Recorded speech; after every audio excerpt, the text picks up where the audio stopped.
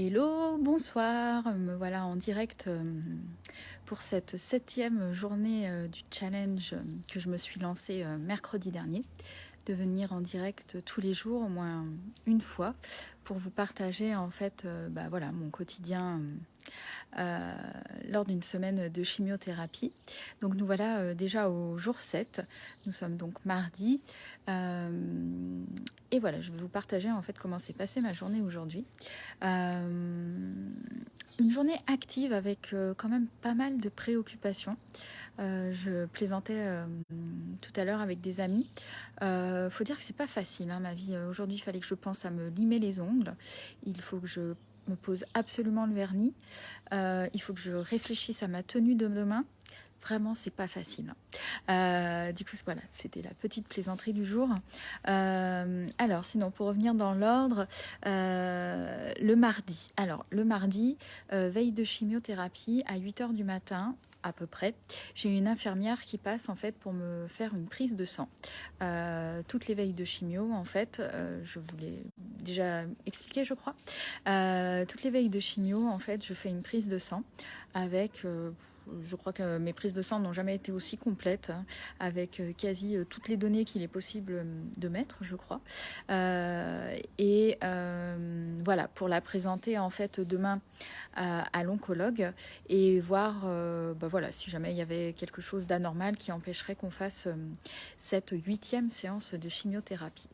Donc voilà, le mardi matin, je sais que vers 8 h, une infirmière passe. Voilà, c'est un des rendez-vous quotidiens. Et comme je partageais avec elle, en fait, le fait d'avoir des séances de chimiothérapie toutes les semaines, avec la veille une prise de sang, 2 jours après une infirmière qui vient me faire une injection sous-cutanée pour stimuler mes lymphocytes, et ben ça rythme énormément les semaines sans qu'il y ait aucune pause. Donc du coup, avec 12 séances de chimiothérapie, voilà, ça fait 11 semaines bien intenses. Et du coup, là, j'arrive demain à la 8e séance de chimiothérapie. Il m'en restera plus que 4. Du coup, il m'en restera, oui, plus que 4, donc je suis aux 2 tiers. Et j'avoue que j'attends quand même avec impatience la fin de ce premier protocole qui se soldera en fait par une semaine de 3 pauses, par une pause de 3 semaines avant de reprendre le nouveau protocole. Du coup, même s'il y a un petit côté de, bah voilà, là, ça enchaîne. Euh, tout est plus ou moins tracé, hein, mon planning, enfin du moins qu'il y a des gros repères et je me dis mon Dieu comment je vais faire quand ça va s'arrêter.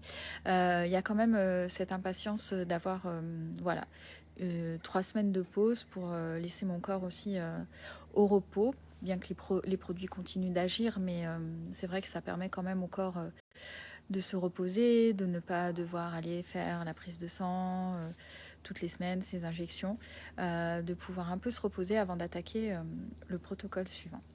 Voilà. Alors bon, se reposer, tout est relatif. Pendant ces 3 semaines, j'ai déjà 2 rendez-vous médicaux prévus. Et là, je suis en train de planifier également peut-être la venue d'amis à voir. Et puis j'irai en Isère pour rencontrer mon neveu qui est né il y a pile poil en fait un mois. Aujourd'hui, il a 1 mois, mon petit Timéo. Et donc, ça sera l'occasion de le rencontrer et puis de retrouver mon neveu et ma nièce Léna et mon neveu Théo. Voilà. Donc, ensuite, après la prise de sang, mon coiffeur est passé et donc il a validé. C'est un peu comme l'oncologue, voilà, qui valide oui c'est bon pour la chimio ou pas. Moi mon coiffeur c'est pareil, hein, il inspecte mon crâne et il me dit c'est bon on peut y aller ou on n'y va pas. Du coup je suis contente parce que voilà on n'a pas rasé à blanc de peur de l'irriter. Mais en fait ce que je me suis rendu compte c'est que voilà la densité de cheveux est très faible par rapport à ce que je pouvais avoir avant. Et du coup, il y a juste une partie des cheveux qui est tombée et qui pour le moment ne repousse pas. Mais les cheveux qui ne sont pas tombés, finalement, continuent de pousser. Puisque là, il a remis la tondeuse à 0,8 mm, comme la dernière fois, et ça a enlevé plein de cheveux. Donc voilà, en fait, tous les cheveux ne tombent pas. Et une partie continue de pousser. Donc voilà. Et puis on en a profité pour me faire mes sourcils. Bon, c'est pas comme s'ils étaient hyper fournis, mais il tenait absolument à me faire une barre droite sous les sourcils. Bon, c'est vrai que ça fait un peu plus propre. Voilà, mais donc c'était marrant. Voilà, j'ai enchaîné prise de sang, coiffeur.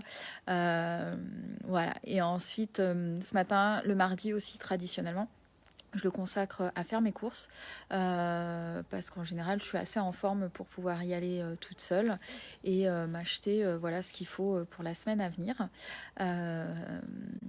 Et là, comme mes parents sont là, on y allait ensemble. Et puis j'ai moins le stress de devoir avoir absolument tout ce qu'il faut puisque ils seront là mercredi, jeudi, vendredi, et même si je suis KO, ils pourront faire des courses pour moi sans souci. Donc ça c'est moins de stress, mais du coup juste au moins de quoi avoir des légumes pour quelques jours, pour les jours à venir. Du coup j'ai pas fait mon yoga dans tout ça, mais c'est ok. Je me suis dit tiens bah non, ce matin j'ai pas envie de le faire, j'étais pris dans dans tout ce que j'avais à faire et c'était plutôt ok. Je me suis dit je verrai si cet après-midi j'ai l'élan ou pas. Donc voilà, et à partir d'aujourd'hui aussi, j'ai repris mon antihistaminique, ce fameux médicament qui me met KO et qui m'a clairement mis KO après le repas et qui, je sens, en fait me barbouille aussi.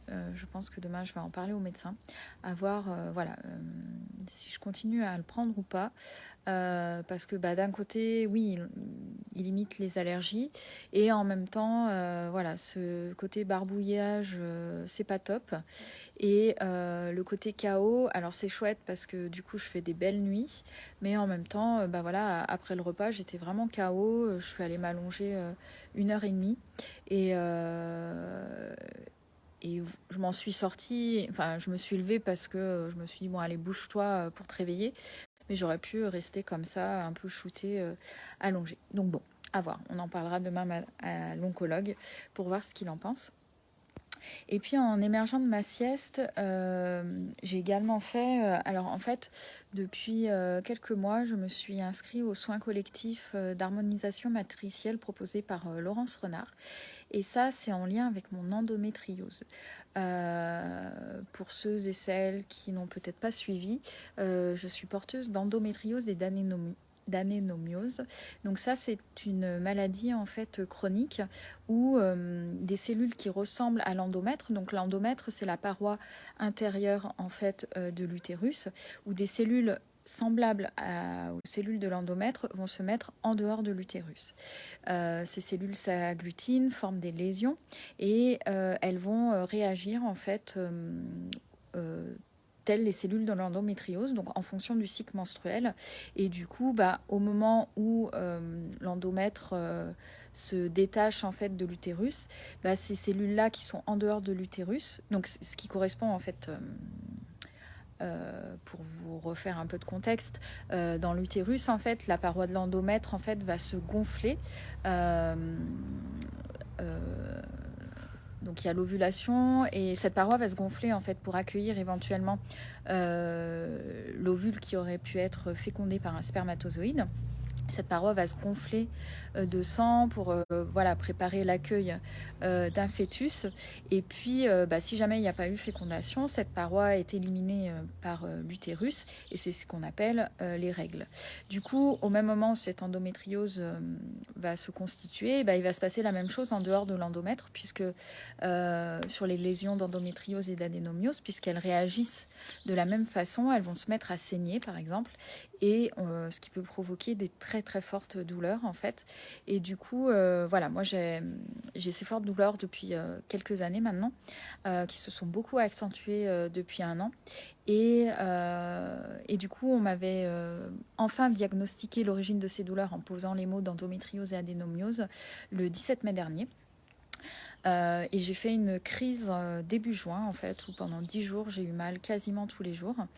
Mais depuis en fait, et donc du coup suite à tout ça, je m'étais inscrite à ce soin collectif proposé par Laurence pour aller travailler en profondeur en fait sur mon endométriose. Elle va faire des soins énergétiques et donc tous les 15 jours on reçoit un soin énergétique.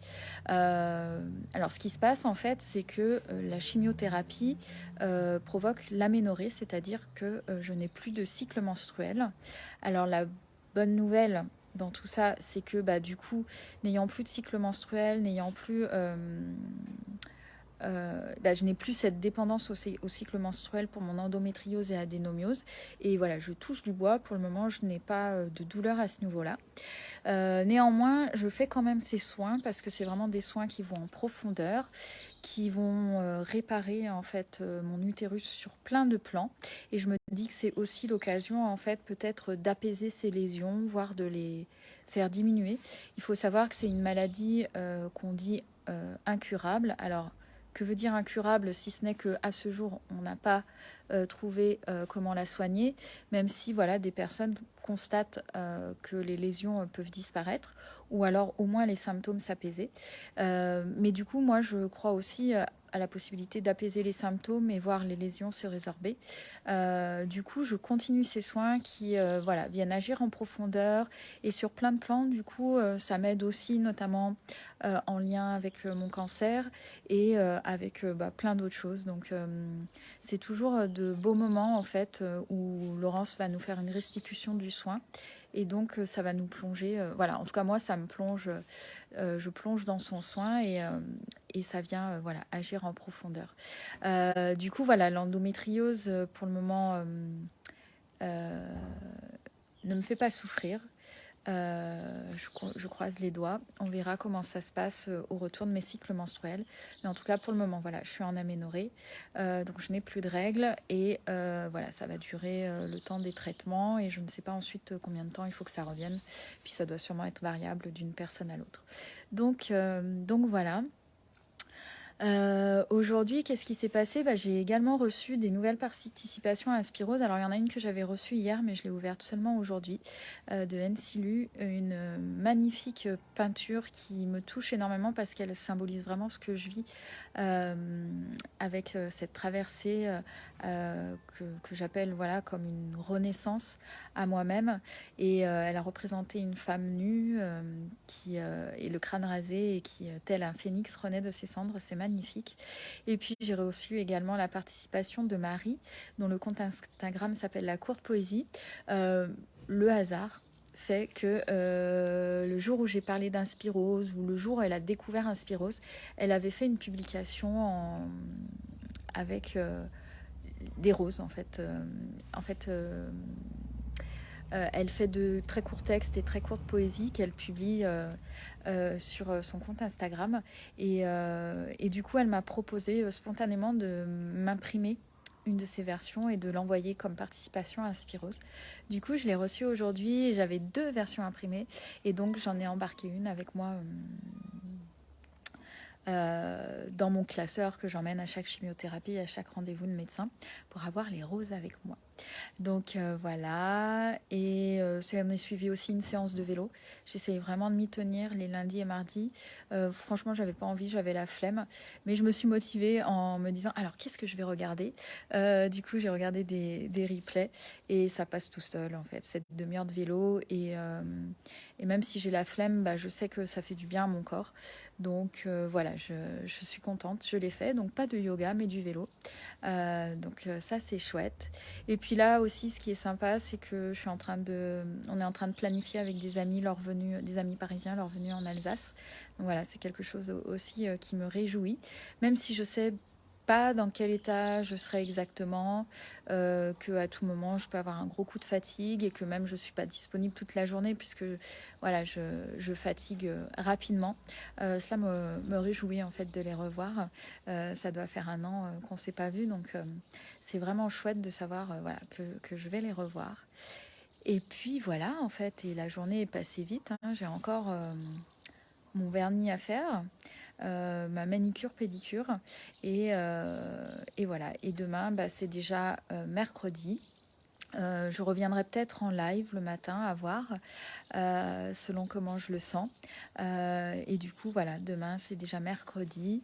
Ma séance de chimiothérapie est prévue pour 15h40.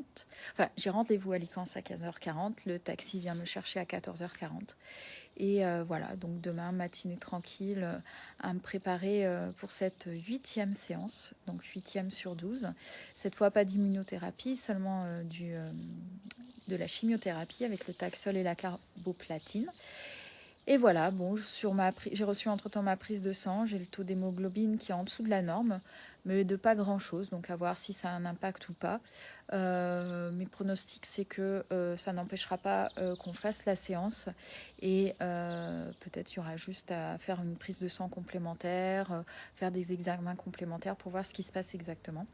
Mais voilà, je ne m'inquiète plus dès que je vois un chiffre en gras qui n'est pas dans la norme, parce que voilà, les normes restent des normes pour donner une idée, mais ensuite c'est vraiment au cas par cas qui regarde, et on verra donc demain ce que me dit l'oncologue.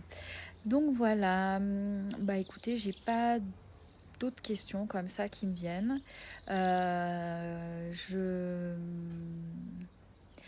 Ouais, bah, je vais m'arrêter là. Je vous souhaite une très belle soirée et puis je vous donne rendez-vous à demain. Schmutz!